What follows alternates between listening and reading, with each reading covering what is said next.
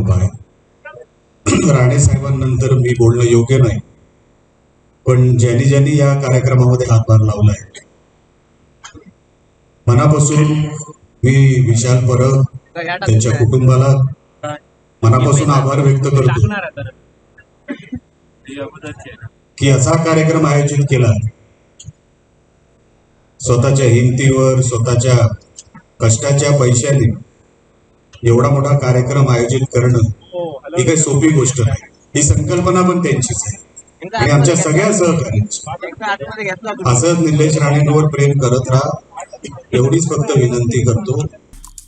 आमचे दिवसभरातले सर्व अपडेट्स, ताज्या घडामोडी आणि थेट लाईव्ह पाहण्यासाठी सबस्क्राईब करा, लाईक करा कोकणचं नंबर 1 महा चॅनल कोकणसाद लाईव्हचं YouTube चॅनल।